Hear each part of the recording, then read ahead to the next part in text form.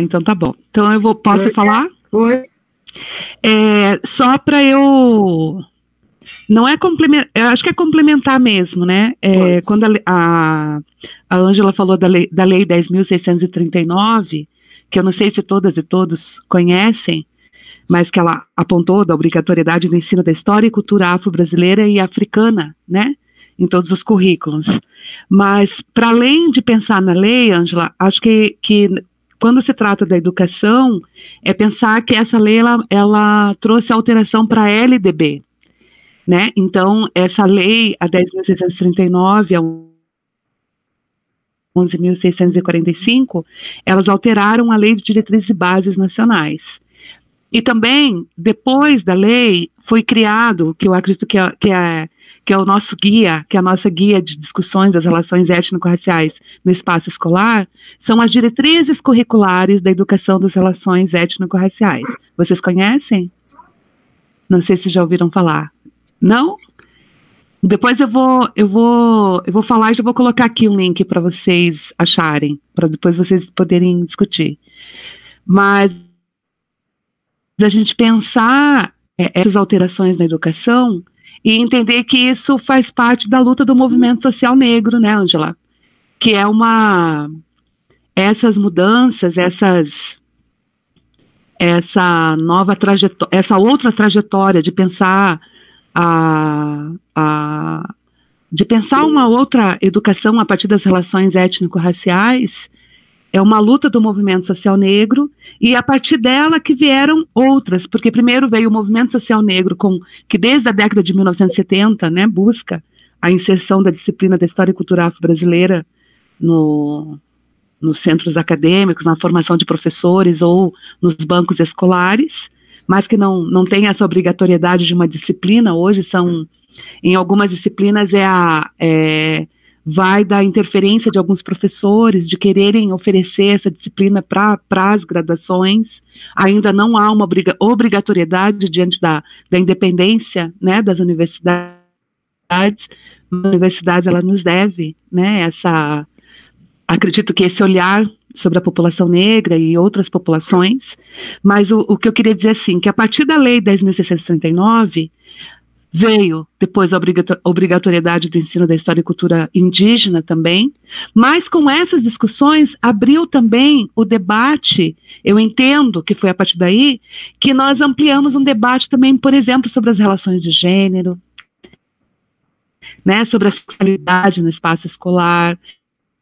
Então, eu vejo, e eu acredito que várias outras pessoas, a Ângela também pode contribuir, mas que foi a partir daqui, no início dos anos 2000, que nós tivemos uma discussão maior. Eu não estou falando que existe, que ela está efetiva no espaço escolar ou nas universidades, mas ela contribuiu para que outras discussões se tornassem visíveis no espaço escolar. E aí eu chamo assim, que eu achei que eu tenho que cumprimentá-las e cumprimentá-los por este momento, né, por nos convidar e por essa conversa nossa, de entender que vocês estão, quando vocês trouxeram lá o Alex Hatz, que ele está falando do território, mas ele fala do corpo também, né, o corpo como um território, quando vocês trouxeram a possibilidade de discutir o Milton Santos, que também ele traz um apontamento de um outro mundo, né, vai questionar a globalização, então que vocês fugiram da caixinha da universidade. E vocês estão propondo debates que ainda nós encontramos muita resistência no meio acadêmico para essas discussões. Entende? Então, nisso eu acho que vocês estão de parabéns. Achei, assim, que vocês estão mostrando que vocês serão docentes, né, professoras e professores, com outro olhar já sobre o que é, né, sobre a sociedade, sobre a realidade dos nossos alunos. Eu não entendi, porque, como eu disse anteriormente, teve uma falha aqui, mas pelo pouco que eu compreendi essas expedições geográficas, é a partir dessa realidade, né, que vocês estão trazendo essa discussão da realidade do espaço escolar, tentando não ensinar com aquilo que a academia, né, tenta nos mostrar como o colonizador nos enxerga, mas que nós também produzimos conhecimento a partir das nossas práticas lá no ambiente, no território que nós trabalhamos, os alunos nos seus territórios familiares, o território do corpo, o que é o corpo, o corpo negro significa no espaço escolar, o que o corpo da menina significa no espaço escolar.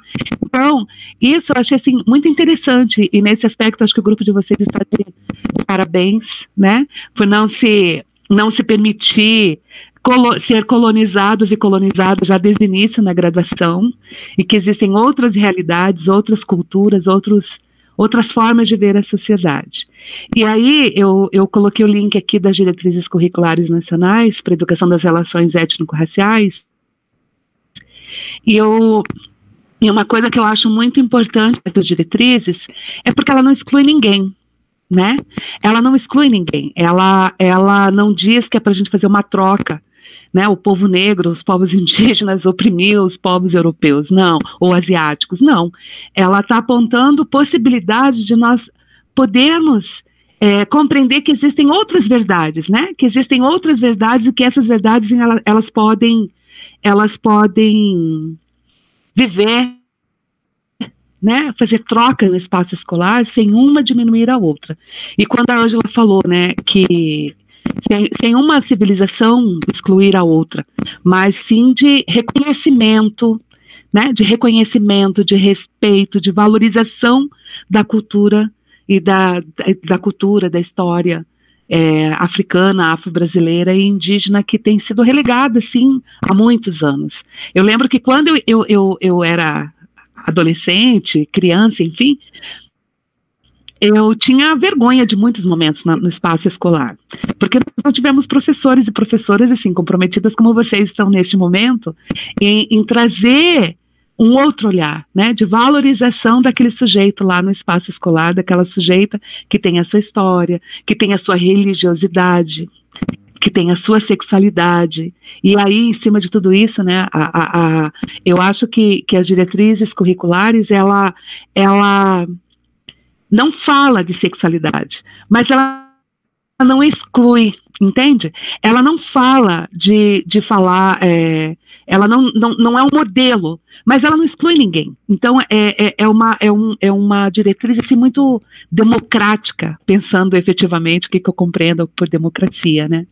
E ela é uma grande orientação, que ela foi elaborada, né? Foi o relatório, quando foi implementada, foi criada a lei, quando foi promulgado em 10.639, foi solicitado ao Conselho Nacional de Educação que fizesse um parecer sobre esta lei. E quem fez o parecer desta lei, da 10.639, foi a professora Petronília Beatriz Gonçalves e Silva. Vocês já conhecem, já ouviram falar da professora Petronília? Então, tem que ler a Petronília. E este parecer da Petronília sobre a importância dessa lei, o que ela significava para a população negra, é que se tornaram as diretrizes curriculares nacionais para a implementação da história e cultura afro-brasileira. Então, é um documento muito importante para nós. Enfim, eu não sei como que vai ser, agora eu não sei, acho que eu falei demais, né? E aí eu não sei se vocês têm perguntas, mas aqui no estado do Paraná, também, depois que depois dessas diretrizes nacionais, no estado do Paraná também foi criada uma diretriz complementar para o estado do Paraná, que eu não sei também se vocês conhecem. E nessas diretrizes complementares aqui do estado do Paraná, que eu acho que é a resolução de 2004, 03 de 2004, do Conselho Estadual de Educação, no estado do Paraná foi sugerido pelo Conselho Estadual de Educação a criação de equipes multidisciplinares. E vocês que fazem trabalho já no espaço escolar, não sei se vocês conhecem ou já ouviram falar, né? Que tem o objetivo de reunir professores das diferentes áreas de conhecimento para trabalharem com a temática da educação das relações étnico-raciais no espaço escolar. E eu acho que o Paraná foi pioneiro, né, Ângela, na implementação das equipes. Não sei se tem outros exemplos que a gente pudesse trazer agora como exemplo para vocês, mas que proporciona, né, este aprendizado, esse diálogo que orienta, né, para esse diálogo entre as diferentes áreas de conhecimento no espaço escolar, pensando no respeito, né? Pensando em trazer outras propostas sobre a partir da educação das relações étnico-raciais no espaço escolar. Não sei se eu contribuí. E a importância da equipe é porque ela não é formada apenas por professora. A equipe é professora, é direção, é pedagoga, é funcionária, é aquela senhorinha que entrega o lanche, porque aí a equipe vai ter uma visão não hierárquica dessa discussão das relações étnico-raciais. Porque a senhorinha que atende, que recebe as crianças, ela sabe como é que as crianças estão se relacionando dentro do espaço da escola. E quando eu falo isso, remeto para essa expedição que vocês estão fazendo e farão, como é que vocês veem as crianças com quem vocês estão conversando ali numa praça, embaixo de uma árvore, numa rua. O que vocês falam para eles? Como é que vocês recebem essas crianças, né? Muitas vezes a criança vem mal vestida, vem suja, e aí, como é que eu vou tratar essa criança?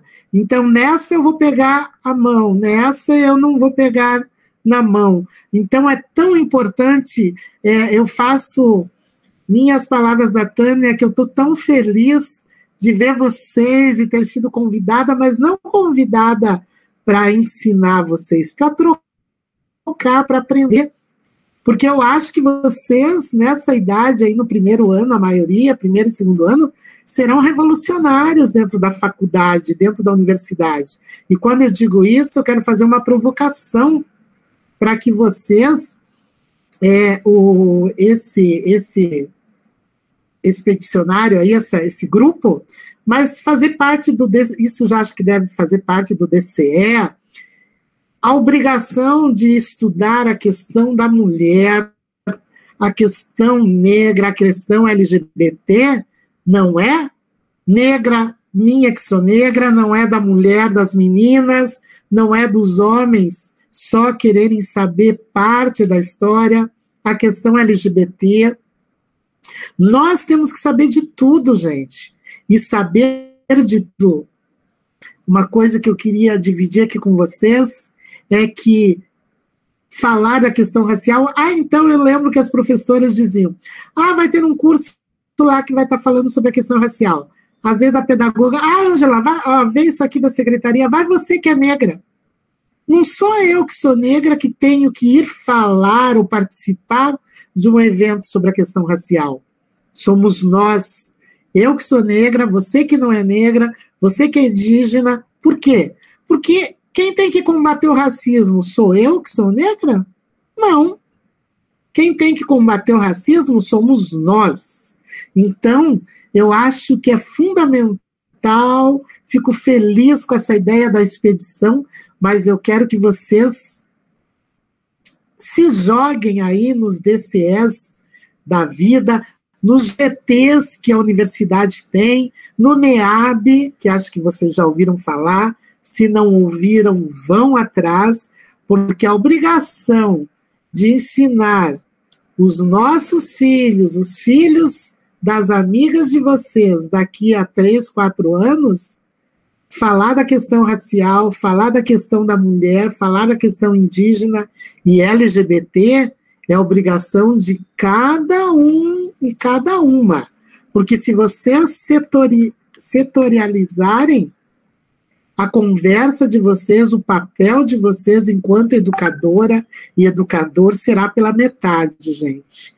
Acreditem nisso. E pior,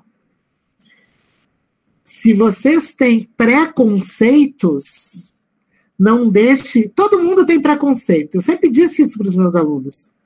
Todo mundo tem preconceito. Agora, a partir do momento que eu externo meu preconceito com um colega, com um amigo, com um desconhecido, isso está se transformando numa violência. O que é o bullying hoje, gente? Eu sofri bullying há 50 anos atrás, só que não tinha esse nome bonito muito americanizado, eu assinei muito o livro negro da minha escola, porque a criançada me chamava de macaquinha e cabelo bombril.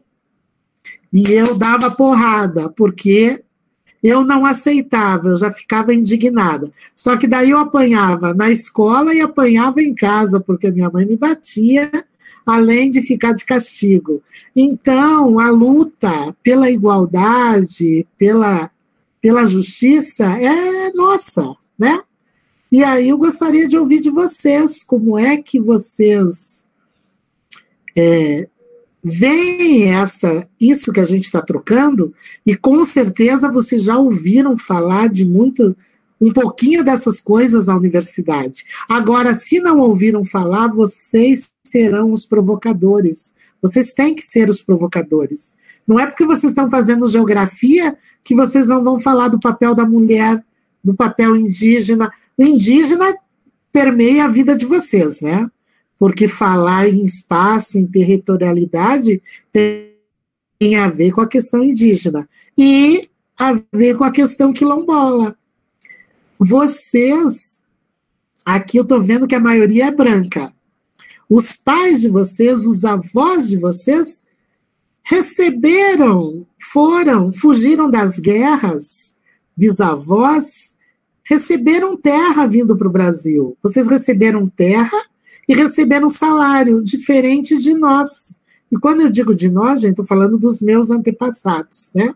Então, fazer a meia-culpa que vocês ainda receberam privilégios não é um problema, gente. O problema é vocês não discutirem sobre isso, falarem sobre isso, sabe? Então, quando a gente diz que... Eu estava conversando com a Mayumi, e ela estava falando do Milton Santos, e esse texto que ela me mandou, eu li. A geografia, ela vai para todas as áreas, porque se nós não nos preocuparmos enquanto meio ambiente, território urbano, nós não vamos ter um país melhor.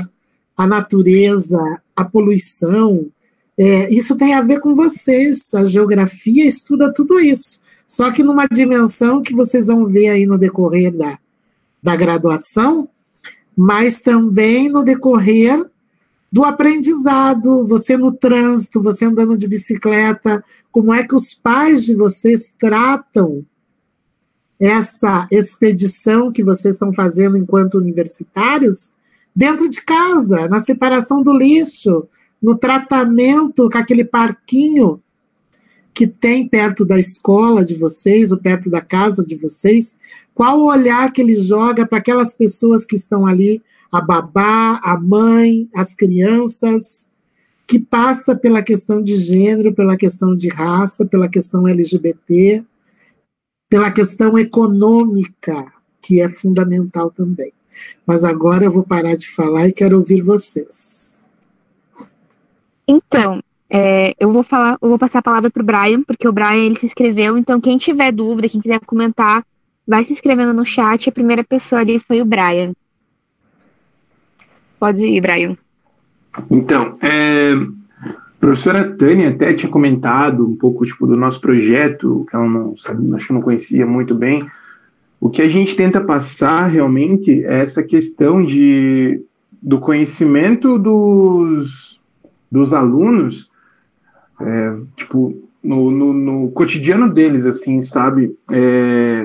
Como a professora Angela acabou de falar, o problemas no meio ambiente, enfim, não é só, sei lá, em São Paulo, lá que tem o Rio Tietê que está poluído, aqui também a gente tem o Rio Belém, tem o Rio Iguaçu, então trazer isso para perto deles, sabe? E quanto à questão racial, também, assim, o que a gente vê nos livros didáticos, eu acho que, é muito do que... uma coisa rasa, assim, sabe? Escravidão, eram os negros que vinham lá da África para cá no período colonial, mas hoje isso não é tão profundamente trabalhado na sala de aula, ao meu ver, né? Eu não dou aula ainda, acho que as professoras que vão ter mais experiência para poder falar sobre isso, mas, como que no livro didático, não tendo no livro didático uma aprofundação tão uma aprofundação razoável, digamos assim, desse tema, como a gente pode trabalhar para trazer para o cotidiano? Porque às vezes, como a Natália disse, que tinha 2 pessoas negras na sala dela, na minha, lá no São Paulo Apóstolo, é um pouco diferente a realidade, a gente tinha 10, 12 pessoas, assim, era um pouco mais balanceado, digamos assim, e para nós era algo normal, como tem que ser, sabe, mas, tipo, não era tratado, eles não eram tratados como uma minoria que acaba sofrendo tanto, era totalmente transferido isso para quem? Para o povo africano, lá que vive longe da gente, então trazer isso para perto, sabe, tipo, trazer para o meio deles, acaba excluindo isso do âmbito normal deles ali, do cotidiano deles, e nós transferimos para fora, sabe, para longe. Então, trazer isso para perto, fazer com que seja visto que isso é um problema que a gente tem aqui.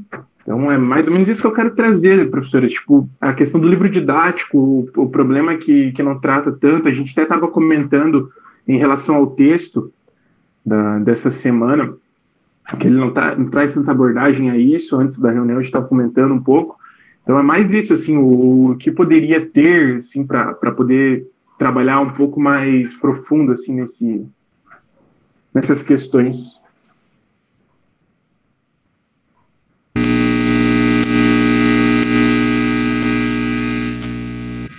Tem mais gente que quer falar, daí a gente vai tentando responder, não é responder, é trocar, né? Bom, eu também me inscrevi, não sei se você quer responder primeiro a do Brian e depois escutar, ou se você quer escutar primeiro. Por enquanto só tem minha inscrição e do Brian para falar, não sei se quer escutar as duas, fica daí a critério de vocês. Pode ser, Mayumi, pode ser, Betânia. Então, eu me inscrevi para falar tanto uma coisa que a Miriam pediu para passar e também uma coisa que o Brian falou e me fez pensar, também com a fala da professora. A Miriam, ela pediu para falar que, mesmo com as cotas, é mínimo o número de negros dentro da universidade. E a gente consegue ver ainda mais isso quando a gente vai para as mulheres, porque tem mulheres, assim, nos cursos, mas é muito mais presente você ver mulheres brancas do que negras. Daí a Miriam também até pegou e falou que é muito mais fácil a gente ver homens na universidade, ainda mais em engenharias, cursos mais elitizados, assim, podemos dizer. E ela também pegou uma comparação na nossa sala, que dentro da nossa sala a gente tem 4 negros, que seria a Miriam, a Yasmin, o Marcelo e o Gustavo. E dentro desses 4 negros, somente uma foi aluna de escola pública, que foi a Yasmin, porque ela era bolsista, e todos esses 4 eles precisam trabalhar para sobreviver dentro da universidade. Então foi esse relato que a Miriam pediu para passar. E ela também colocou uma frase que eu acho que é até legal, que ela falou que o problema não é ter privilégio, mas sim não reconhecer que você tem esse privilégio e sabe, fingir que tá tudo bem. E uma fala que a professora começou ali no início é que dentro dos bairros, cada bairro tem ali um mundo dentro de si, tem uma comunicação. Eu moro aqui no Bacaxeri, desde criança eu morei aqui, e eu estudei aqui numa escola na região, e o Brian falou que dentro da sala dele tinha várias pessoas negras, e eu lembro exatamente do meu 3º ano do ensino médio, que foi um ano que me marcou muito, e eu só lembro de 2 pessoas negras na minha sala, numa escola pública. E eu lembro, assim, várias dessas pessoas, e dentro dessas escolas eu lembro que teve esse menino, eu tive uma professora, assim, que eu tive muita sorte, que ela sempre trabalhou muito essa questão de feminismo, muito essa questão sobre LGBT, sobre negros, sobre indígenas. Ela levou a gente para a aldeia indígena e mostrou como, sim, índios têm direito à tecnologia, índios são pessoas como nós, não é aquela coisa que a gente vê em filme, que eles andam pelada e coisas assim. E eu lembro que uma vez que ela fez uma roda de discussão, e eu lembro que um dos alunos negros, ele comentou como ele odiava o fato das cotas, que ele sentia que as cotas faziam ele ser desmerecido. E o outro aluno já levantou a questão que não, que as cotas são extremamente importantes e aquilo era extremamente visível porque numa escola pública a gente só tinha 2 alunos negros dentro daquela sala por ser um bairro mais elitizado. Então eu acho que é isso. E eu acho legal da geografia como a geografia ela pode nos mostrar essa realidade com dados, com mapas, com gráficos, e como eu acho que a geografia tem esse papel importante para para trazer essa quebra, sabe? E a Miriam me corrigiu. Vou fechar a janela aqui já. E a Miriam me corrigiu. A única de escola particular era a Yasmin. O resto era tudo escola pública. Perdão, Miriam. Deixa eu ver. Bom, deixa eu esperar a professora Ângela voltar. Eu acho que eu passo a palavra para Débora também.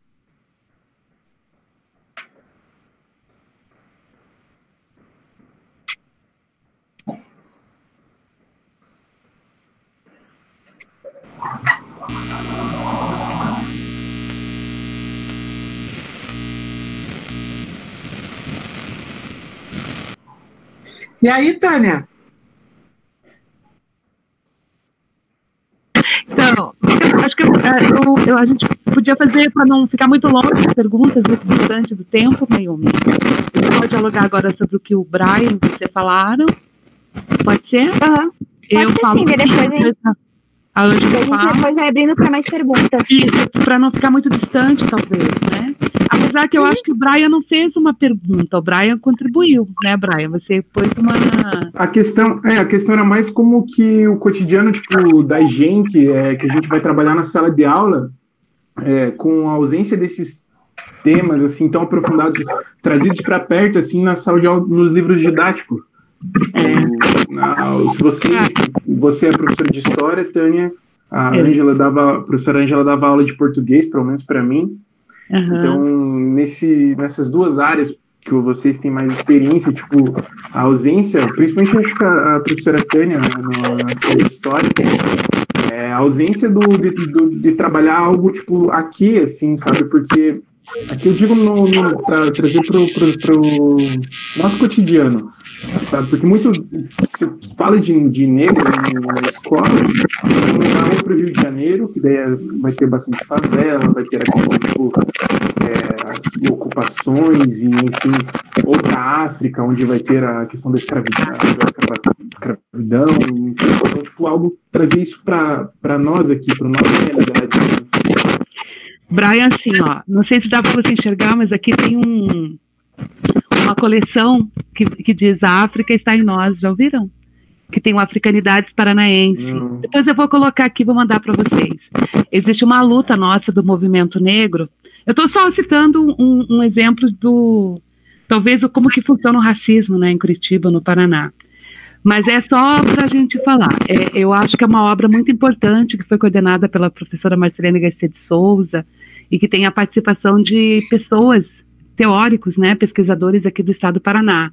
A Maria Vilma, não sei se a Ângela lembra, lá de Londrina, a dona Neide de Toledo. Então são pessoas, a Débora e a Yumi daqui do Paraná, enfim.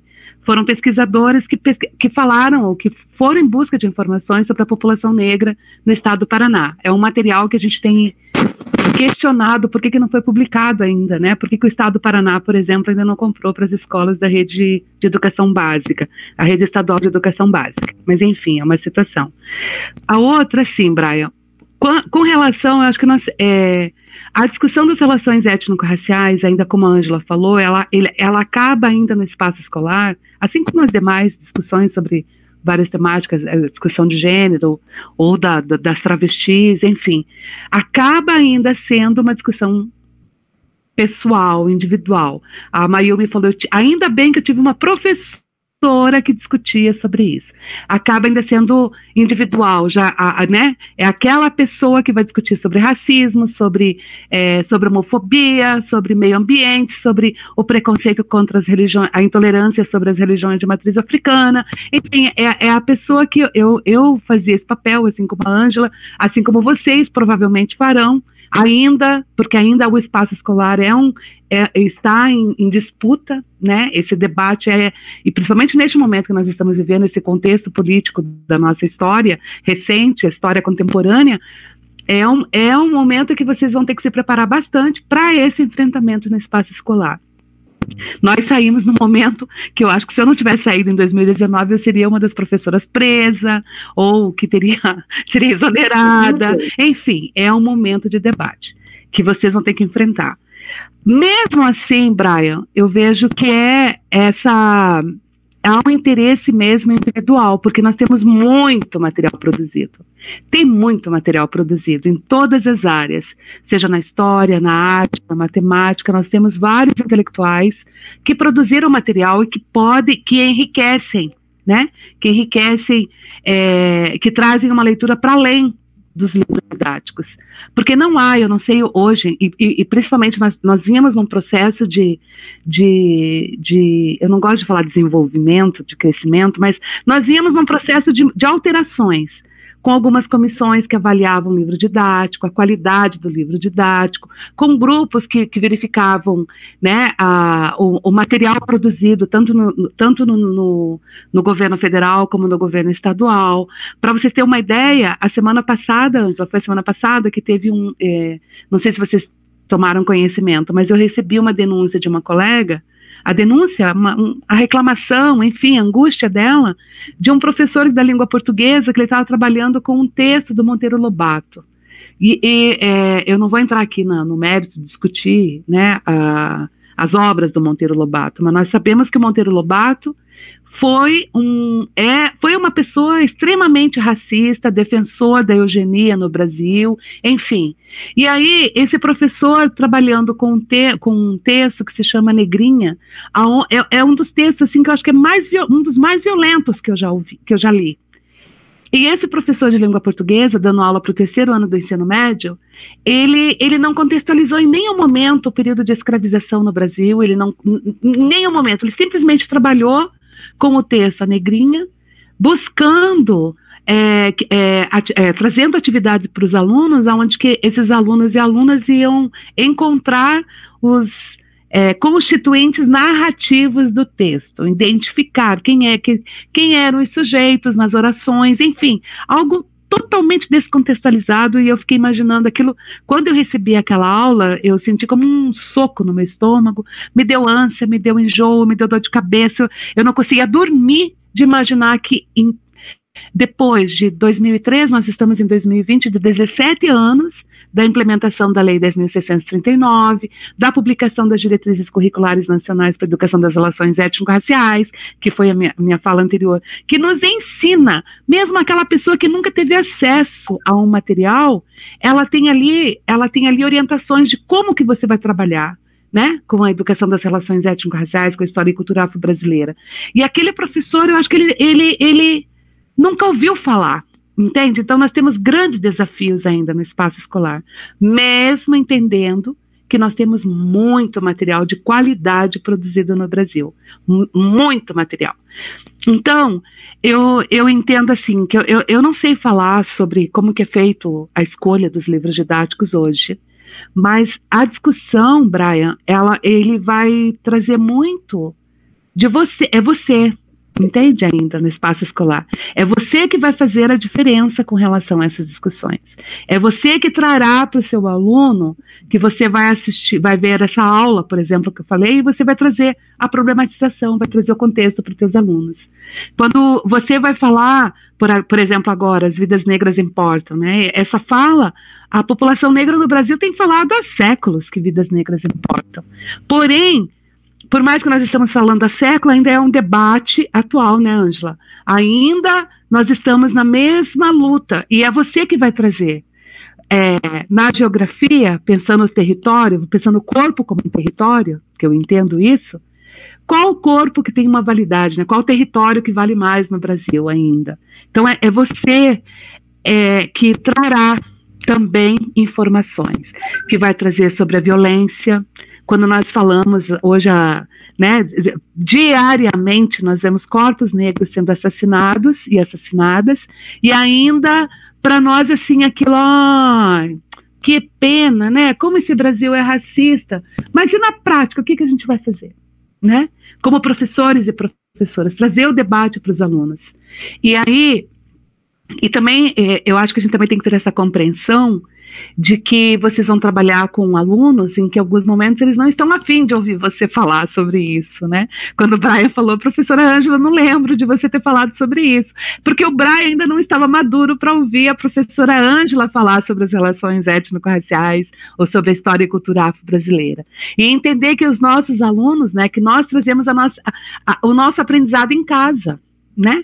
Aquilo que as nossas famílias dizem, aquilo que ainda é verdade para nós, porque o debate das relações étnico-raciais ainda é um tabu, principalmente quando nós falamos de religiões de matriz africana no espaço escolar, ainda é um tabu, e isso, e essa sociedade que se diz, todo mundo no final do ano, dia 31, vai lá pular as 7 ondas, porém, ainda no espaço escolar, chama as religiões de matriz africana de macumba, sem entender que macumba é uma festa, que tem um instrumento musical, enfim.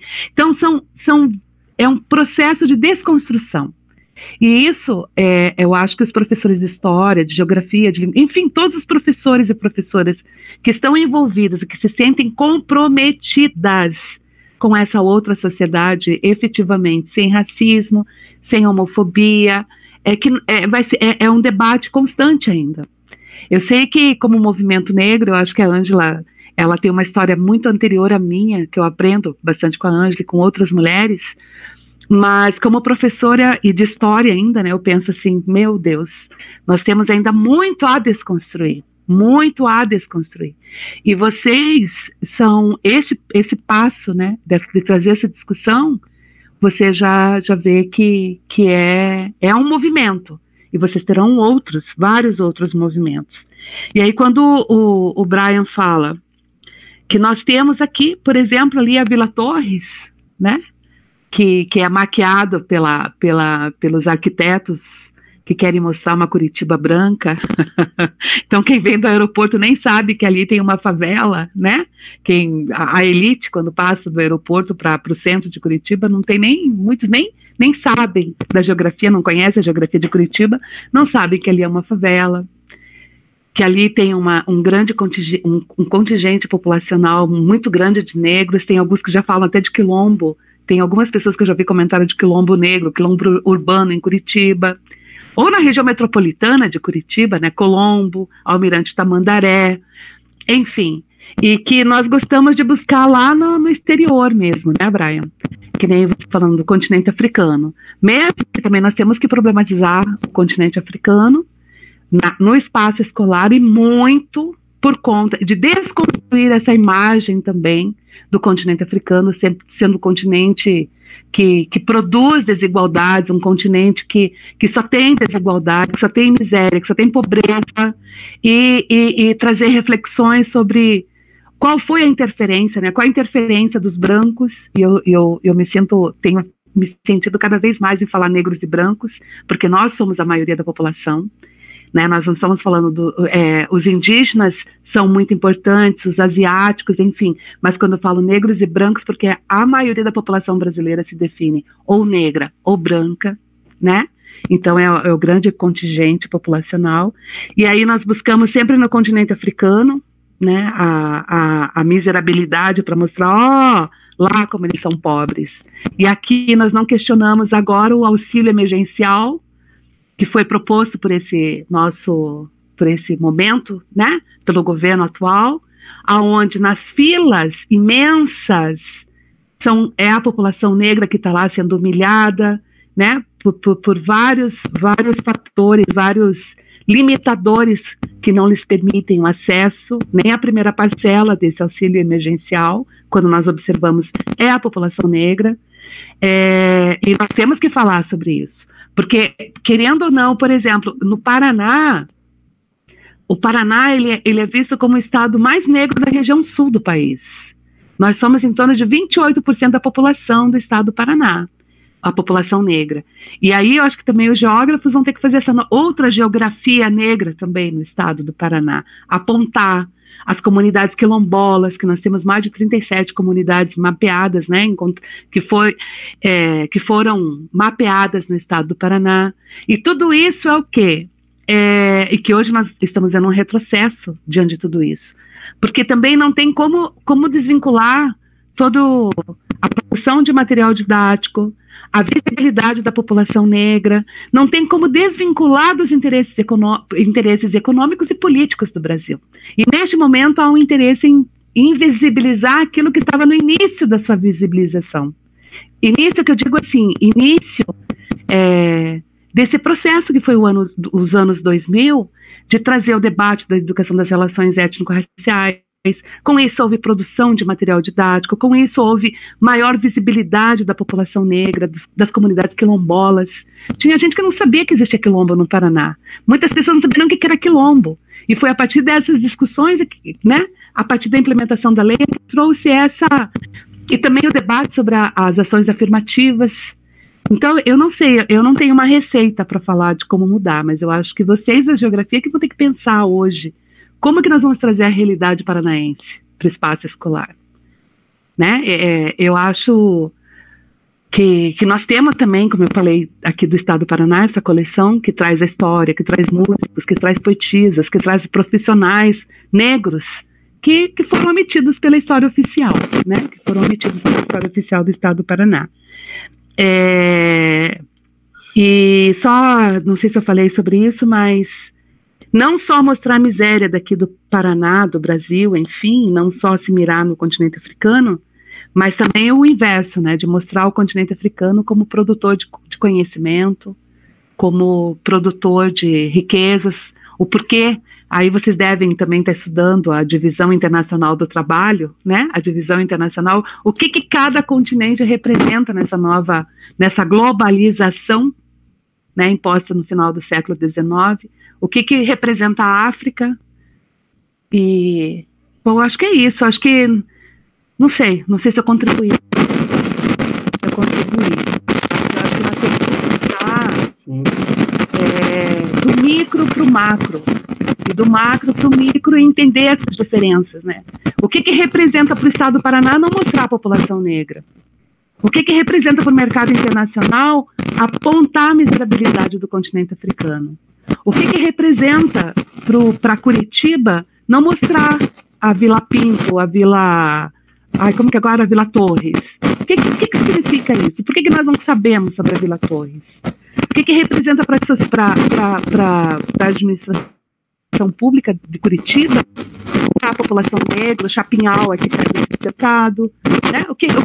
O que está escondido atrás? Vocês sabem que a história do Paraná foi uma história criada no século XVIII, né? Quando foi a emancipação política? 1853? Século XVIII, Então ela foi uma história criada a partir da emancipação. E por que essa invisibilidade da população negra, né, Brian? Então você vai ter que trazer informações, acho que isso não vai dar para a gente fechar tudo hoje, né?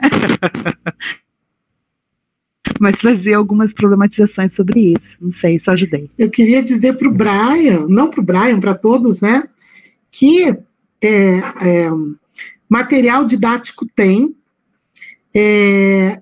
a escola tem obrigação, o MEC, desde 2006, tem mandado material para as escolas, para as bibliotecas públicas, tanto para a categoria quanto para a biblioteca, desde livro infantil, desde livro científico, livros didáticos, com esse corte, e eu vou usar corte para vocês que são professoras futuras, a questão racial, a questão de gênero, a questão indígena e LGBT, mas muitas vezes o kit, eu peguei em algumas escolas por onde passei, o kit que o MEC mandou estava amarradinho ainda lá na biblioteca, na prateleira, sem ter sido aberta, ou pela bibliotecária, ou pelo funcionário, pela funcionária. Então, cabe a vocês, da mesma forma, tanto dentro da universidade, querer esse material, que é rico em conhecimento, não só o Milton Santos, essa geopolítica racial e essa geopolítica continental faz parte. Agora, uma forma de vocês começarem a trabalhar de fato com a criançada é que quando vocês forem elaborar formulários, vocês coloquem lá 3 itens importantes. a questão da raça, e vocês vão encontrar aí, conforme IBGE, pardo e preto, né? Isso é importante, porque a gente não pode fugir do que o IBGE pontua, e dentro do pardo é negro. Tem a questão do colorismo, que eu não vou falar aqui agora para vocês, né? Porque tem gente, os meus alunos diziam, nossa, professora, a senhora não é negra, a senhora é moreninha. E aí tem crianças, que a gente está falando aqui, que não querem, por conta de todo um histórico feio, trabalhado pela sociedade, o bullying que ainda existe, né, as piadas racistas, se ela não tiver autoestima trabalhada em casa, trabalhada na escola por N professores, ela não vai querer participar dessa enquete. E não é você que vai ter que pôr para ela, você olhou para mim e vai colocar lá, negra, você vai ter que perguntar para ela. E ela talvez diga que é moreninha, porque ter vergonha de ser negro, ainda nós temos pessoas adultas, mas por conta de um histórico de escravização. Então, material tem, mas vocês serão também produtores de materiais. Quando você for fazer um relatório, for fazer uma pesquisa, você tem que colocar lá a questão de raça, a questão de gênero, cis, não é só homo, né? A questão indígena, porque senão vocês vão estar reproduzindo os ismos que já existem de séculos e séculos. Então, naquele formulário, até no relatório que vocês vão fazer depois da leitura, perguntar na sala de vocês, porque eu estou vendo que cada um está numa sala, tal, qual é o nível econômico dos seus colegas, e entender que às vezes ele deixou de ir para a aula porque ele não tinha o dinheiro para o vale transporte, né? E aí, de que forma você pode contribuir com isso? Né? E eu não estou querendo dizer que você tem que pagar o ônibus dele, dar o lanche. Nós estamos falando de privilégios. E graças a Deus, hoje eu tenho falado muito com algumas pessoas. As pessoas perguntam, você está bem? Eu tenho dito, eu estou bem, porque eu tenho uma casa para morar, eu tenho comida na mesa. E isso, a pandemia, ela já vem de séculos, porque a pandemia do racismo e da escravização é o reflexo. Vocês aprenderam que a Lei Áurea, né? Eu tenho certeza que vocês sabem que a Lei Áurea não favoreceu em nada a população negra, né? Foi um acordo econômico. Mas ainda, nós temos que falar sobre a Lei Áurea. Por quê? O significado dela.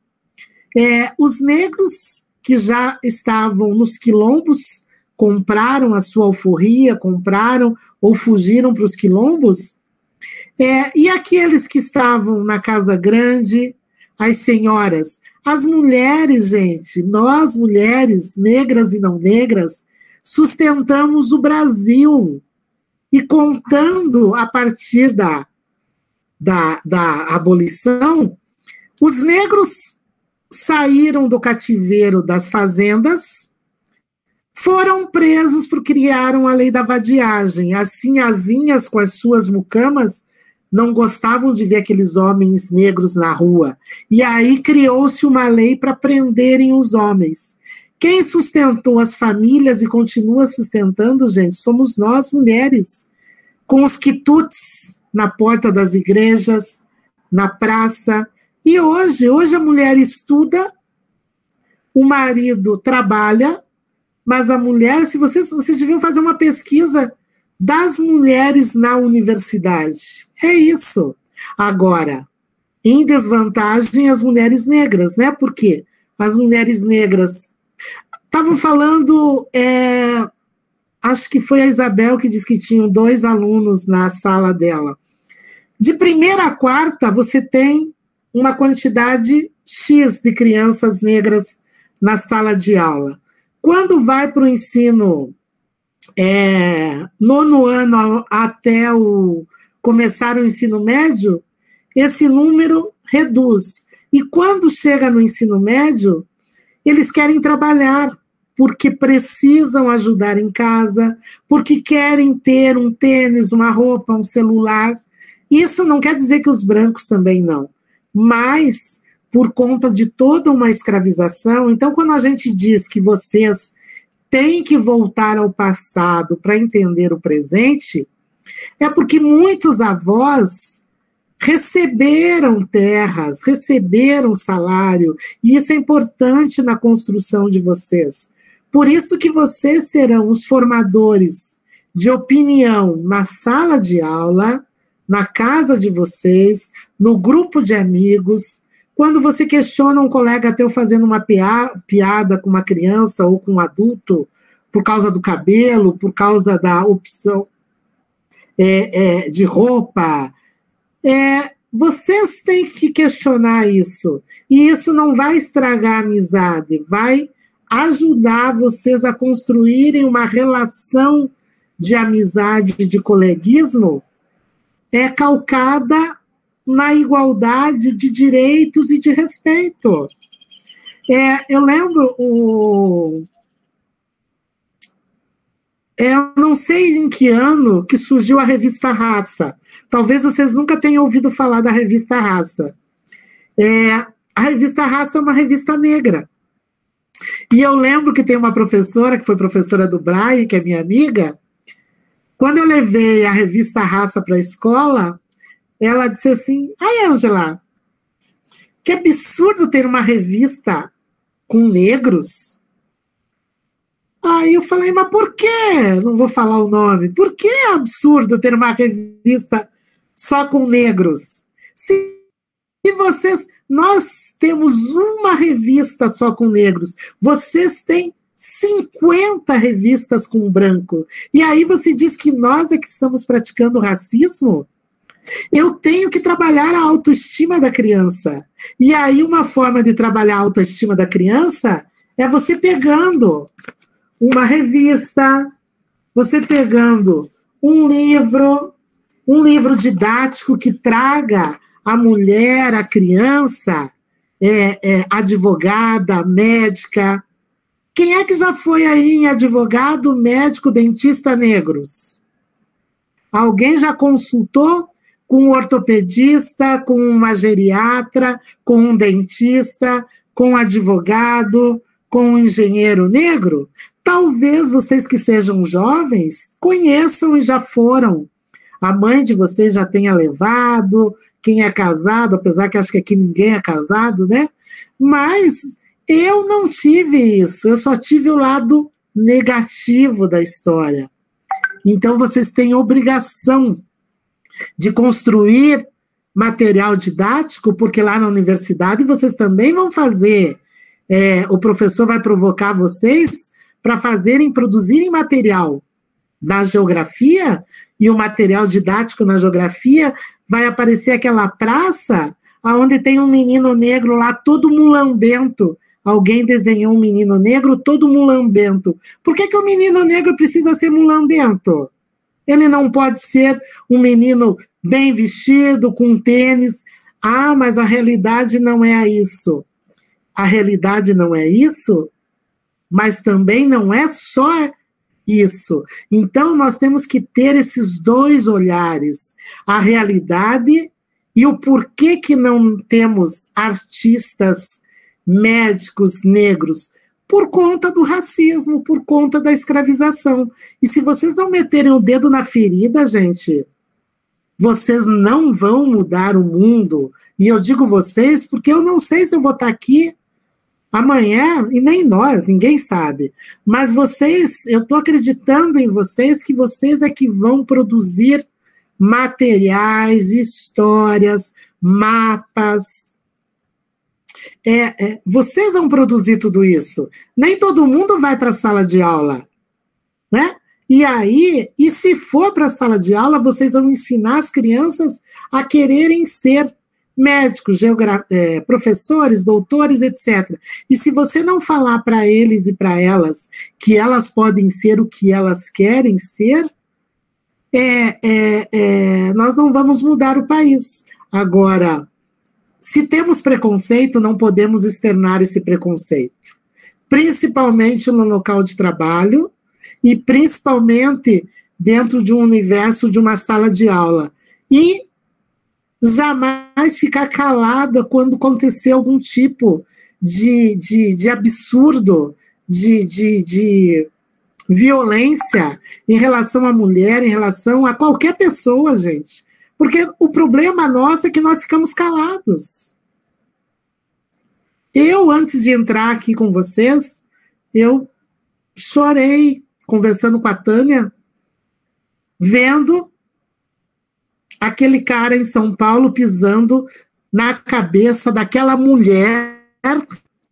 Ela é negra, mas eu não vou falar da questão racial agora. Era um ser humano que estava no chão e o policial, gente, ele se balançou na cabeça da mulher. Se nós não ficarmos indignados com isso, gente, e eu não estou aqui para fazer a cabeça de vocês, porque vocês não precisam disso, mas se nós não ficarmos indignados da violência que está cada dia mais repleta, então eu não sei o que nós vamos fazer da vida.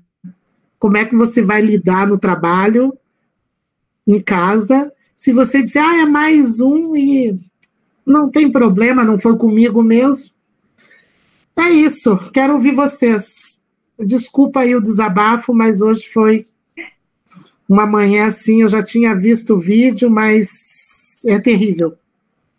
E aqui também acontece isso, né? Aqui em Curitiba. Vocês sabiam que nós temos em Curitiba 19, vocês não veem a população negra. As pessoas perguntam na rua, me param e dizem assim, você é baiana? Não, eu sou curitibaca, moro aqui. Então essa invisibilidade, quem vai ter que transformar isso são vocês. Pronto, podem falar, gente. Bom, eu acho que por enquanto a única inscrita é a Débora, não sei se mais alguém vai querer ir falando, então eu vou passar a minha palavra para a Débora fazer o comentário dela. É isso, né, Débora? Isso. Então, lá no texto que a gente leu, o texto de apoio para a reunião de hoje, tem lá na página 4, que o autor, ele cita, eu não sei, não vou conseguir falar o sobrenome desse autor, ou da autora, agora eu não lembro. Ladoucil, sei lá, não sei. Mas tá escrito assim, os índios e os negros são desterritorializados e dissolvidos na identidade nacional, enquanto a pertença a um território próprio é destruída nas representações geográficas. A territorialidade dos índios e dos negros elabora-se unicamente a partir das relações interétnicas, pela conquista do território autóctone e a conquista do sexo feminino, implícito nos livros, permitindo a miscigenação. Encontramos só um mapa que ilustra a presença territorial das nações autóctones, mas nenhum mapa ilustrando a territorialidade negra. E aí, eu estava pensando assim nesse dever da geografia que foi descumprido por diversos anos, em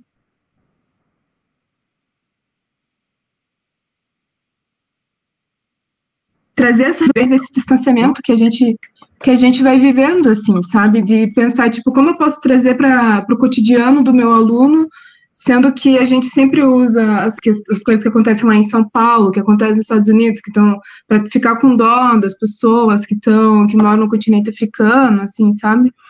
E daí eu vejo, tipo, essa responsabilidade, assim, do geógrafo e do professor de geografia, que quando encontra um mapa lá, aqui está a maior concentração de negros, aqui está a maior concentração de indígenas, essas são as terras demarcadas, e conseguir trabalhar até a questão de escala, assim, quando a escala está muito pequena, e daí você vê, tipo, que a maior concentração está lá nos estados do norte, e daí ali no norte, mais para o nordeste, e daí aqui no sul é menor, mas daí, gente, é uma falta de discussão mesmo, sabe? Porque, digamos, conceitos da geografia, como a segregação, para as pessoas, tipo, verem aquele mapa e validar, assim, não tem muito negro aqui no sul. Não, a gente que não vê. Por que a gente não vê? O que está acontecendo, sabe? E era mais sobre isso, para não normalizar o que a professora Tânia falou mais cedo sobre aquele professor de português que estava lendo o texto do Monteiro Lobato, assim, sabe, como, vamos conjugar o verbo, vamos ver as orações aqui, e manter o discurso, né, racista na aula. Eu ia fazer uma pergunta, mas durante a fala de vocês responderam já, daí ficou mais um comentário, assim. Era só isso mesmo, a minha fala. Futura! Aí, ó, vocês vão fazer os mapas, gente. Vocês vão criar, vocês vão instigar os alunos de vocês a produzirem material, um material verdadeiro, como você falou, com esse recorte verdadeiro. Ele vai se ver naquele mapa, ele vai se ver naquele relatório, ele vai se ver naquele livro didático. Eu já estou sonhando com vocês produzindo. É sério, gente. Eu também já estou, Ângela.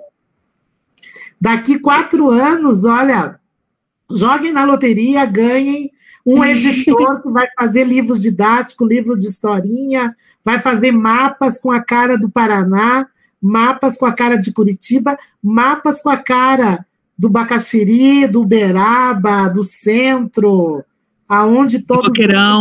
Boqueirão, porque na verdade é aquilo que foi falado. Vocês têm que conhecer o bairro de vocês, que é enorme, a rua onde vocês moram, identificar o que tem, o que não tem, para questionarem e produzirem uma aula. Vocês têm que conhecer o bairro onde você vai trabalhar, o público de vocês. Eu estudava no... Como é o nome daquela escola lá no final da Salgado Filho, Brian? Indo para São José ou para o Indo para São José. PUC? Tem o conselheiro Carrão ali, não é? Não, antes. Tinha uma rixa que diziam... Com o Pio Lanteri, não era? Hã?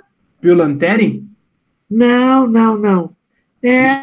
Porque tem os alunos de 1ª a 4ª que vinham daquela escola, e ela fica quase na esquina do rio, então dizia, esse povo veio lá daquela escola, no mesmo bairro tem divisão não lembro. De conceitos, né? Lembra, Tânia? Eu trabalhei... Não, agora não. Eu trabalhei naquela escola, mas não lembro. No Belém? No Colégio Belém? Não é Belém? Não, mas enfim... Donatila, não era? Donatila. Não, o Donatila é ali quem sobe o São Paulo Apóstolo. É perto do Rio, isso. Sabe qual escola? É ali na rotatória de quem está indo para São José, Brian. Uniforme Bordeaux, não é? Eu lembro mais ou menos uns detalhes. Eu não lembro o nome da escola, mas isso também não vem ao caso, né? Mas você tem que conhecer, mesmo que você more num bairro chique, você tem que conhecer o público da escola onde você irá trabalhar. É obrigação de vocês, para vocês saberem que existem pessoas ali de todos os níveis, de todas as raças, e que precisam que você compreenda isso, independente de você não gostar de pobre, apesar que quem diz que não gosta de pobre, como é que vai trabalhar numa escola pública, né? Mas enfim. E não dá para estudar geografia, né? Falar assim. Vamos, gente, eu quero ouvir vocês falarem também. Posso só um comentário que a Mayumi falou de... Não sei se foi você, Mayumi, que falou de alunos negros que não gostavam das cotas? Sim, você, foi, né? foi uma discussão com a minha turma. Os teus alunos? Ou teus colegas de turma? Meus colegas de turma do 3º ano do ensino médio. Então, e aí, eu só... Não é a minha... Eu não tenho muita leitura sobre ações afirmativas, né, para poder trazer teoricamente, enfim. Mas de compreender que é muito difícil também isso na escola, porque nós temos poucos professores e poucas professoras que defendem as cotas raciais, né? Acho que a Ângela falou anteriormente, né, que todo mundo fala das cotas para negros, para a população negra, mas ninguém questiona dos indígenas, ninguém questiona as cotas sociais para brancos, pobres também. E também nós não questionamos, por exemplo, na universidade, como a Ângela falou, quando nós olhamos aqui a foto, a carinha de vocês aqui, é a maioria branca, né? Mas, enfim, e no espaço escolar também, não só no espaço escolar, mas assim, a população negra também aprendeu numa sociedade racista, entende? Nós também aprendemos, né, nessa sociedade racista. E eu acho que as discussões com os professores e as professoras, nós vamos compreendendo todo esse complexo, esse processo, nós conseguimos mostrar para aquele aluno negro, aquela aluna negra, que não é menos, né, entrar por cotas raciais. Mesmo porque, às vezes, no espaço escolar, os professores não explicam para os alunos, para você, por que você é contra? Mas você sabia que você tem que fazer vestibular tanto quanto, que as mesmas questões que caem para quem não vai tentar por cotas caem para você, que você vai ter que estudar, efetivamente você tem que passar no vestibular para então você disputar uma vaga por cotas raciais, né, ou pelas cotas sociais. Os professores, infelizmente, não como eu falei anteriormente, a gente carrega, né, todos esses preconceitos. E acaba que no espaço escolar muitos não discutem sobre essa temática com os alunos, não valorizam, né, essa política pública. Assim como não valorizam outras discussões. Eu sei que os alunos passam, às vezes, por 5 professores no espaço escolar, uma professora, Ângela Sarneski, vai lá e defende as cotas raciais, porém, os alunos, porque os alunos fazem isso, né, eles fazem uma pergunta para o professor na primeira aula, escutam a opinião daquele professor ou aquela professora na primeira aula. Na segunda aula, eles fazem a mesma pergunta para outro professor, para ver se bate a informação, e eles vão fazendo isso sucessivamente até a quinta aula. E aí, que é esse o papel que eu falei que às vezes acaba você sendo a única figura no espaço escolar que vai defender tudo isso. Por quê? Porque você entra na primeira aula e você defende as cotas sociais, você é contra a piada, contra a população LGBT, contra a população negra, contra ciganos, tudo você é contra na primeira aula. Mas os teus colegas que vão te suceder nas outras 4 aulas, se eles fizerem um discurso contrário ao seu discurso acaba sendo, né, diminuído. Cai por terra. Cai por terra. Então, você tem que fazer todos os dias, todas as horas, você não pode cansar, né? Você tem que todo dia fazer esse enfrentamento no espaço escolar. E Tânia, só um parênteses. Todos os dias você, Gabriela, isso. Brian, Isabel, Mira, não é uma luta minha, nem da Tânia, é uma luta sua. Mas acaba, Ângela, o que eu quero dizer assim, que ainda este debate é uma Gabriele lá no espaço escolar, é um Michael lá no espaço escolar, é uma Ângela lá no espaço escolar. E aí você tem que trazer pessoas que sejam, que compreendam a tua discussão, entende? Porque, por exemplo, uma das questões que me deixam muito chateada ainda no espaço escolar não sei, com todo respeito às diferentes religiões, às diferentes religiosidades, mas ainda é naturalizado no espaço escolar você rezar o Pai Nosso como uma reza universal. Entende? E isso, o que acontece? É um discurso muito forte ainda no espaço escolar. É muito forte você chegar e você falar, mas aonde que vocês tiraram que o Pai Nosso é universal? Não vamos falar nem do candomblé, mas vamos falar dos alunos que são budistas. Quando que os budistas rezam o Pai Nosso? Será que o budista reza o Pai Nosso? Será que o taoísta reza o Pai Nosso? Então, são discursos que ainda são, de responsabilidade de todas e todos, vocês têm que chamar todas e todos para essa responsabilidade no espaço escolar, mas ainda, Ângela, não sei se você concorda ou não, mas eu sei que nós estamos... bom, o fato de vocês estarem aqui já mostram que está mudando o espaço escolar, né? Que nós teremos outros professores e outras professoras que pensam de uma outra forma. Porém, ainda nós temos muitos que vão pôr por terra abaixo o nosso discurso. Ainda tem algumas pessoas que colocarão. Então, acho que vocês têm que ter essa força, né? Esse ânimo, manter grupos de diálogo, que eu acho que grupos, assim como vocês fizeram, fortalecem, sabe? Fortalecem a nossa prática, fortalecem o nosso discurso, nos dão ânimo, né, para você enfrentar essa batalha no dia a dia. Eu acho que é isso. E aí, então, e nunca culpabilizar, sabe, Mayumi? Que você trouxe uma experiência tua lá do ensino médio, mas como professora e professora, eu acho que a gente tem que compreender que os nossos alunos negros, brancos, eles são um reflexo dessa educação excludente que nós tivemos até há pouco tempo. E que os pais deles também são resultados, né? Que a escola, ela não é um ambiente ainda muito, na minha compreensão, a Ângela pode discordar, que ela também é professora, mas a escola não é ainda um espaço muito agradável para todas e todos.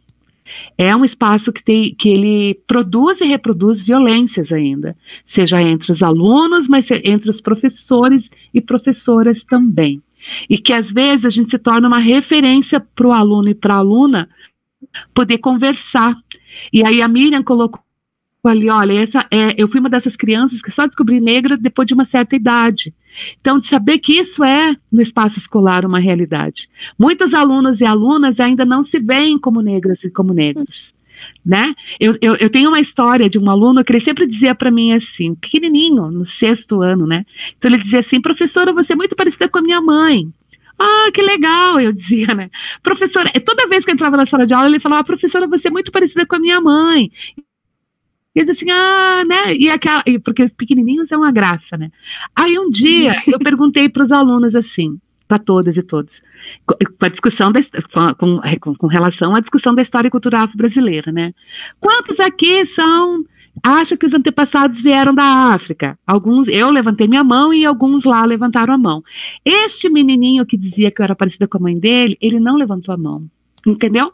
Então, ele me via na mãe dele, mas ele não se reconhecia como um descendente de africano, ou a mãe dele como uma descendente africana, porque no imaginário dele foi construído de uma forma negativa. É essa a ascendência. A mídia contribui exato, muito. olha o que a mídia contribui quando o Brian fala. Por que mostra lá do continente africano? Qual é o aluno que quer ser descendente africano no espaço escolar? Mostrando só miserabilidade, compreende? E aí ele levantou a mão quando eu perguntei quem tinha vindo da Itália. Ele foi um dos primeiros que levantou a mão como descendente de italianos, né? Então, você tem que trazer, você também tem que colaborar, como professora e professora, a gente tem que colaborar com essa reeducação, né? Nessa desconstrução desse imaginário negativo que os nossos alunos receberam, porque as nossas famílias também aprenderam assim, e contribuir para que se reconheça como uma criança negra. E trazer, e essa construção, ela tem que ser uma construção positiva. Nós temos que mostrar, sim, que tem miserabilidade, nós temos que mostrar, sim, que tem pobreza negra, que a pobreza tem recorte no Brasil, enfim, mas nós temos que mostrar também que tem conhecimentos, que as universidades foram construídas, que a primeira universidade do mundo, ela vem do continente africano, que a matemática, questionar essa matemática tradicional, não que você, né, mas trazer também conhecimentos matemáticos do continente africano, mostrar que as tecnologias, a produção de riquezas no Brasil foi através de construção de tecnologias, de conhecimentos que foram trazidos do continente africano. Eu demorei para entender que a enxada é uma tecnologia, que a plantação é uma tecnologia, e então eu não conseguia ver como que era bom isso. Entende? E o aluno lá no espaço escolar, ele também tem essa dificuldade, porque tecnologia é um celular, não sei de qual geração, e não compreendemos a importância das tecnologias que os nossos antepassados africanos, indígenas, contribuíram e contribuem na produção de riquezas no Brasil. Então, acho que o professor, a professora, também tem que ter esse entendimento, né, de saber, de se perceber como responsável pelo aluno e pela aluna nessa construção dessa identidade também, na afirmação da sua identidade no espaço escolar, que é uma coisa que nós temos vários mecanismos, né, que diariamente desconstroem de uma forma negativa. Quando eu falei no início, a fila, ninguém quer ver teu pai na fila lá recebendo R$600. Isso não é uma coisa legal, de ver sua mãe numa fila para esperar R$600. E é a realidade de muitos nossos alunos, né, da escola pública. Então, ele quer, você vai ter que, a gente tem que ter essa sensibilidade, né, de falar da fila dos R$600, que mostra a miserabilidade do povo brasileiro, e aí a população negra é maior, mas também de contar de coisas bonitas, de mostrar coisas bonitas, e de saber que ele não é culpado por conta disso, né, o fato dele ser negro, ou dela ser negra. Porque eu acho que é essa sensibilidade que nós temos que ter como professoras e professores. Não sei se... Uma coisa, quando você fala também, Tânia, é puxar na questão quando se diz que quem trabalha a religião na escola, ou antigamente era uma freira, que era professora, e trabalhava só a religião, dizem que tem que ser laica, só trabalhava a questão católica. E também nós temos que falar das construções das igrejas. Quando a gente viaja, as pessoas gostam muito de visitar igrejas. A maioria das igrejas, vou falar de Brasil, foram construídas por negros e negras. Então a gente vê aquela riqueza daquela igreja, mas a construção braçal, pedra por pedra, a tecnologia é uma tecnologia negra. Então a gente não pode esquecer disso, são tantas coisas, né? E mais também vocês falarem as nossas estradas. Lógico, vou falar de alguém que você já conhece, os irmãos Rebouças, né? Tem tanta coisa importante para a gente falar de Curitiba, com esse olhar negro. Quem gosta do Largo da Ordem, toda aquela pedraria foi trabalho escravizado ali. E a gente vai lá, curte, mas não sabe, não olha o que está escrito. Então, essa mudança, vejam, vocês que são jovens, hoje não se fala mais a Praça do Homem Nu, fala-se a Praça do Homem e da Mulher, porque esse gênero masculino vem da construção. Cabe a vocês, e o Brian, eu dizia, tem que falar o menino e a menina, o homem e a mulher. Mas no relatório também, gente. Vocês têm que começar a escrever homens e mulheres. Isso vai fazer a transformação da linguagem oral e da linguagem escrita. E eu vou provocar vocês, eu vou mandar um vídeo do aniversário de Curitiba para a Mayumi, e eu quero que vocês, eu proponho, olha eu falando enquanto professora, me perdoe, eu proponho, a Mayumi vai jogar, para vocês analisarem aquele vídeo do aniversário de Curitiba, e quem sabe daqui uns dias a gente para conversar sobre aquilo também. Tem tudo a ver com o curso que vocês estão fazendo, mas tem a ver com a história de vocês que moram aqui. Então, eu vou mandar o vídeo e depois vocês conversam a respeito do vídeo entre vocês, e se quiserem bater um papo, né?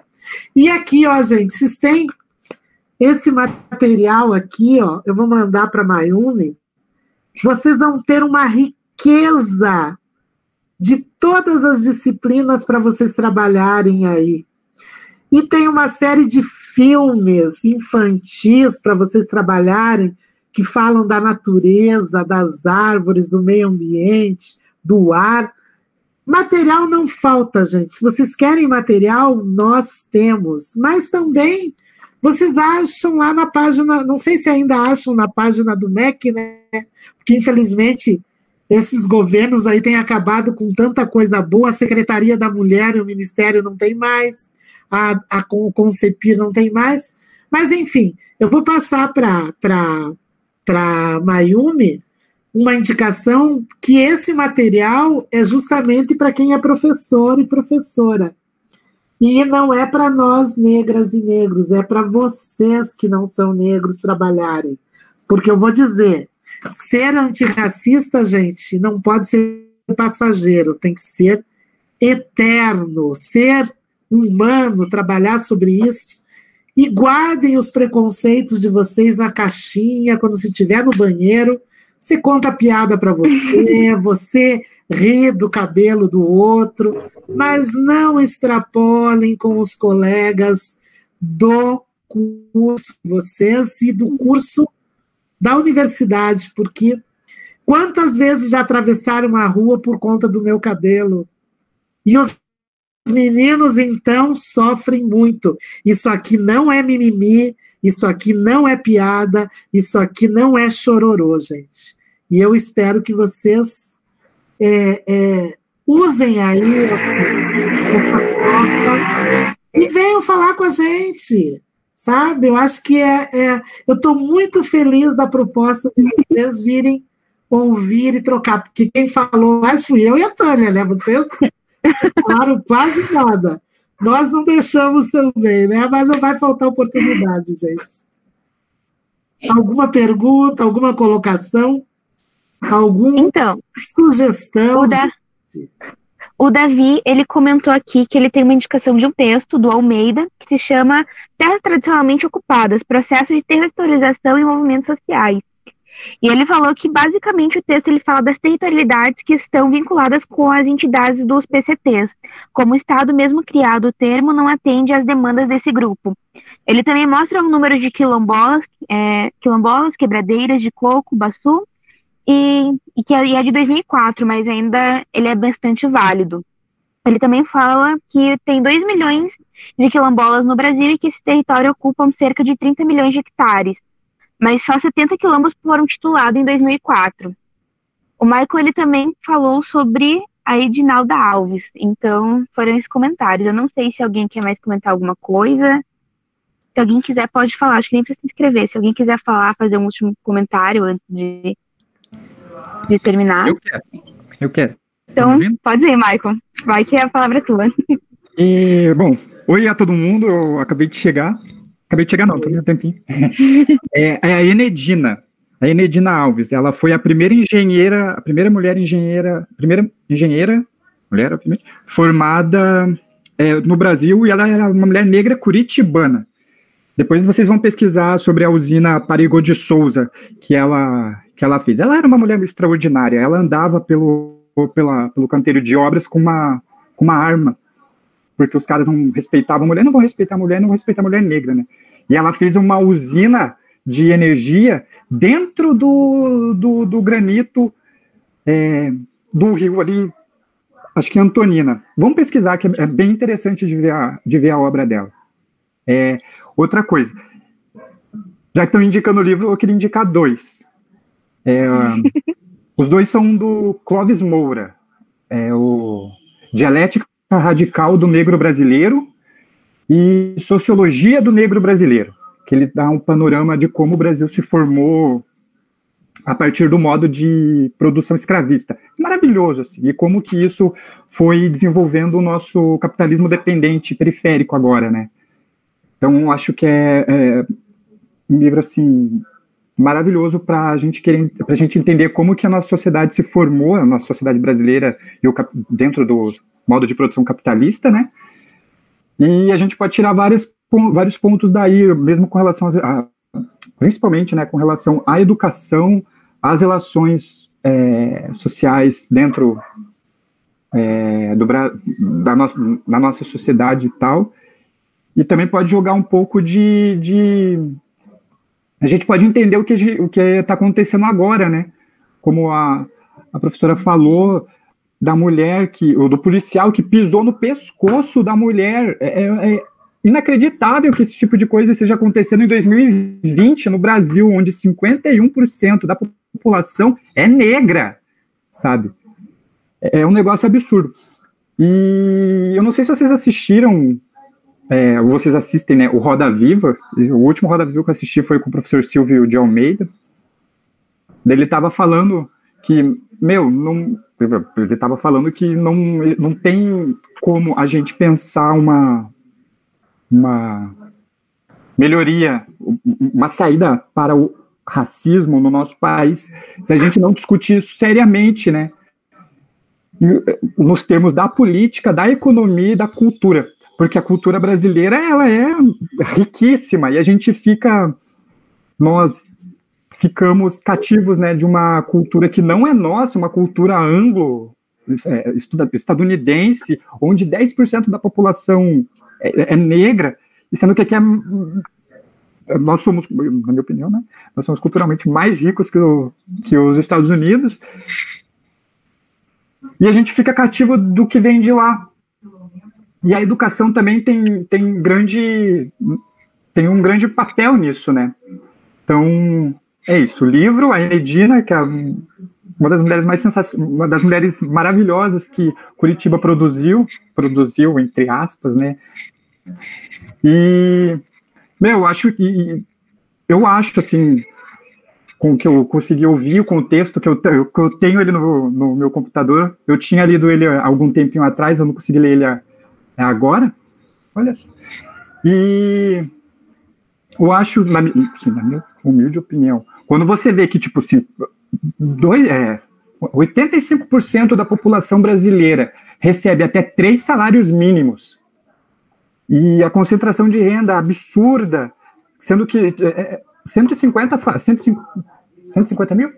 Acho que são 150 mil famílias concentram 58% da riqueza. E você tem que trabalhar isso na escola e falar para as pessoas, olha, materialmente é isso o que conforma o nosso país. Eu acho, Marco, que são 150 famílias. 150 famílias. Deve ser isso. Não são 150 mil, não. É para a gente pesquisar mesmo. Mas 150 famílias dominar a riqueza do Brasil? Da 9ª maior economia do mundo. É um escândalo. Aí você vê, por exemplo, acabou de descer aqui. Eu estou na cozinha da minha casa. Acabou de descer aqui a PM. Sabe? Daí você vê que a moça foi lá, o policial pisando no pescoço da moça. Esses dias eu estava descendo aqui, fui levar minha mãe no ponto, aí a polícia me parou ali e jogaram minha chave no chão, me revistaram inteiro, com aquela delicadeza que a PM do Paraná tem. E você vê também a mídia todo dia socando isso na população, principalmente na hora do almoço, com aqueles programas malditos de sensacionalistas, né, esses programas sensacionalistas que temos aí. A gente está cativo, a gente está recebendo essas informações toda hora, e somente a educação, né, dos nossos estudantes que pode construir o caminho para a gente superar esse racismo estrutural que está na nossa sociedade, né? Eu milito num partido político, já estou acabando, tá, gente? Eu milito no PSOL, na corrente da Revolução Brasileira, e a gente tem um entendimento de que somente uma saída revolucionária para os nossos problemas. E a questão do racismo, como o Brasil se formou a partir do racismo, com um modo de produção escravista, que não acabou com uma guerra, como os Estados Unidos. Os Estados Unidos acabou a escravidão com uma guerra, né? Eles fizeram uma revolução, a Revolução Americana, e a segunda parte da Revolução, que foi a Guerra de Secessão, acabou lá com a escravidão. Aqui não, aqui foi como as professoras falaram, um acordo das elites, porque eles estavam com medo, né? Os latifundiários aqui estavam com medo da gente fazer uma revolução igual foi a do Haiti. Teria sido maravilhoso, imagina, sensacional. Então, eu acho que realmente uma educação que tire que coloque, como uma professora falou, que coloque nas nossas mentes, nas nossas penas, nas nossas canetas, né? E na mente dos nossos estudantes, e nas nossas lousas das nossas salas de aula, que as nossas categorias, né? Os nossos problemas, as nossas teorias daqui do Brasil, claro, tem que ter um diálogo com o mundo, né? Mas não os nossos problemas serão resolvidos a partir da nossa genialidade. E, cara, não existe país mais rico culturalmente, uma inteligência brasileira do que o nosso. Eu tenho para mim que quando a gente falar, ó, chega, vamos nos levantar, os brasileiros, negros e negras, pobres, índios, todos nós falamos, chega, vamos fazer um processo revolucionário aqui, vamos nos colocar de pé. Daqui a algum tempo, se a gente não se o capitalismo não matar a gente, nós seremos conhecidos como a civilização brasileira. Um outro tipo de sociabilidade. Nós seremos assim um outro tipo de sociabilidade, sabe? Uma outra esperança para o mundo. A polícia subiu de novo. Tá isso, cara. Somente a revolução pode melhorar a educação e somente a educação pode melhorar a sociedade. É por isso que a gente precisa de uma saída revolucionária para isso. Claro. Eu queria falar uma coisa para vocês e deixar uma provocação. Nós, enquanto professoras, eu e a Tânia, a nossa categoria, as nossas amigas têm sofrido, têm trabalhado 12 horas por dia para atender as crianças nesse método em EAD. Espero que vocês no futuro não passem o que eu não, porque eu não estou em sala, mas o que as nossas colegas estão passando. Por quê?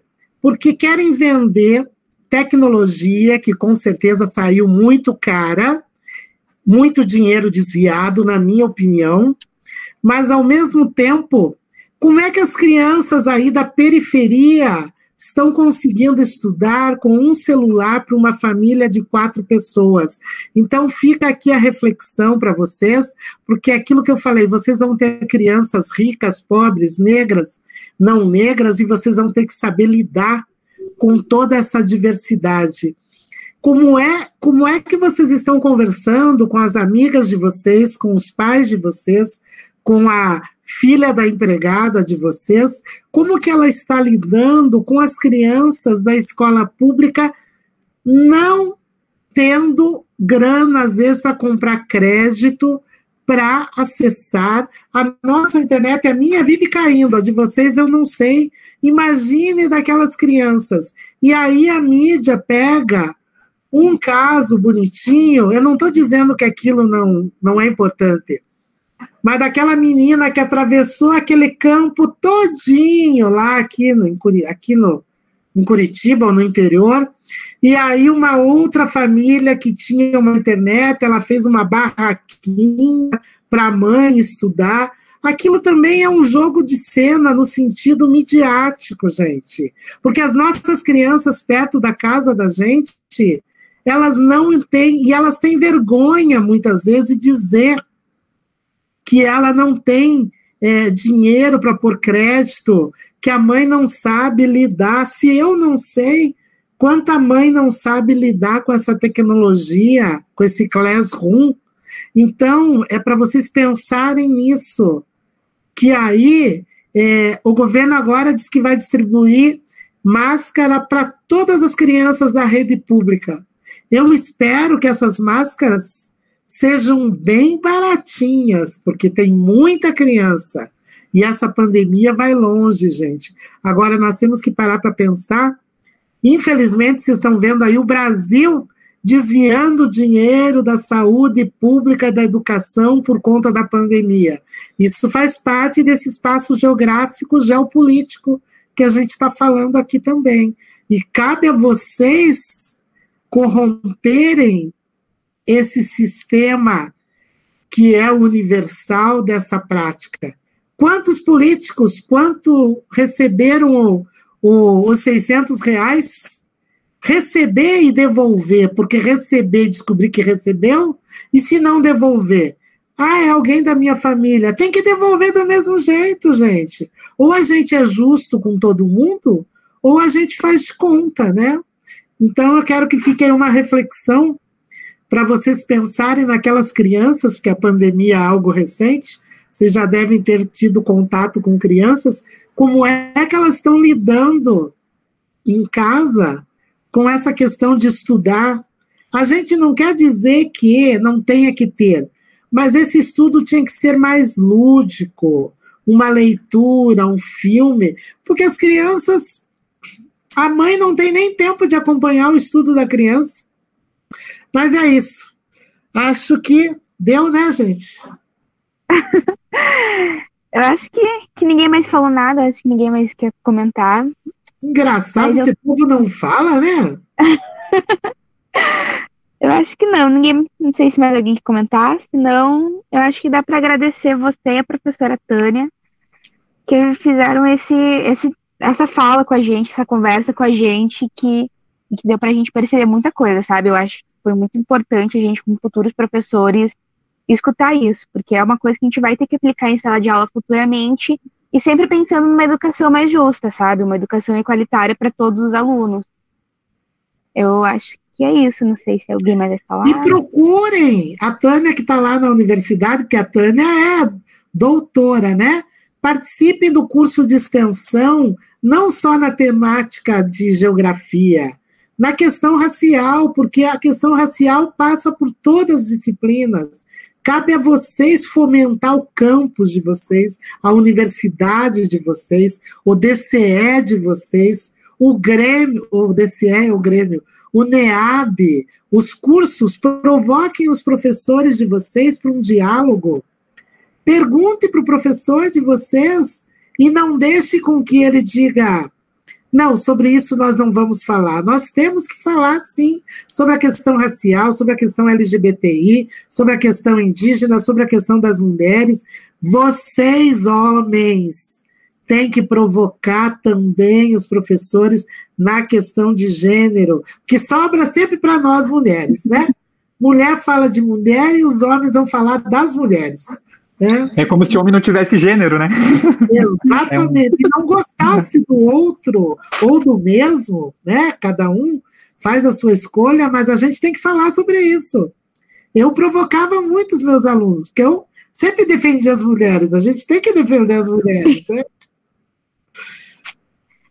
Mas eu acho que é isso. Então eu queria agradecer e também já fazer um futuro tanto para a professora Ângela, tanto para a professora Tânia, para futuramente a gente poder fazer uma mesa mesmo, sabe? Com mais tempo, para vocês poderem falar mais sobre isso e aprofundar um pouquinho mais sobre esse assunto, que eu acho que é extremamente importante, não só agora nesse momento, mas é importante na vida inteira, sabe? Em todos os momentos que a gente tem. Ainda mais agora para nós que somos professores e que vamos para a sala de aula. Parece um pouquinho longe, mas não, é logo ali que a gente já está dentro de sala de aula. Então não usem o Monteiro Lobato para valorizar a tia Anastácia, não, viu? Não usem. Vão mostrar lá o colher o sabugosa, colher o milho. Não, gente. Nós temos riquezas aí que vocês vão poder usar.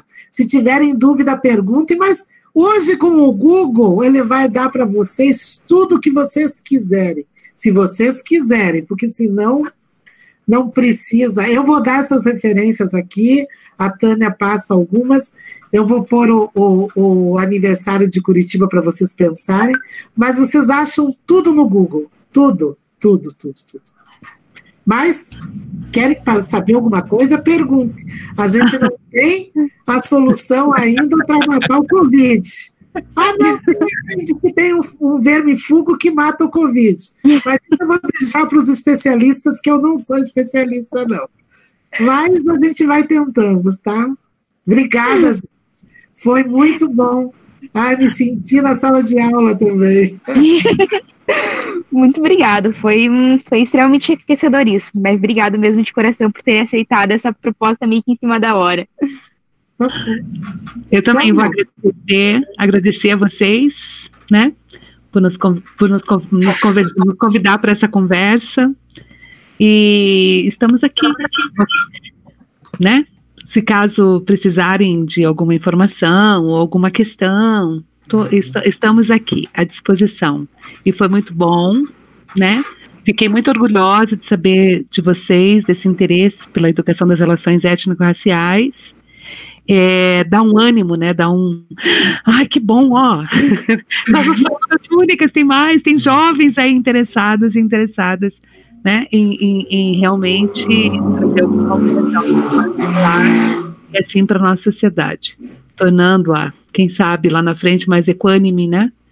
Educando a polícia, né? Educando os nossos colegas mesmo de trabalho, né? Educando os nossos colegas de trabalho, as nossas colegas. Tá bom? Muito obrigada. Espero ter contribuído de alguma forma, para que a gente não saia a mesma pessoa. Tá? E reajam às indignações, gente, reajam. Brian, que bom te ver, Brian. Obrigado, professora. Prazer em revê-la. Muito obrigado, professora Tânia, professora Ângela. Obrigado então, mesmo, foi muito bom. Tchau. Tchau, professora. Muito obrigada. Tchau. Muito obrigada. Tchau. A Miriam, eu vou falar com ela depois. Beijos. Tchau. Beijo. Tchau, professora. Tchau. Tudo de bom para vocês. Vocês também.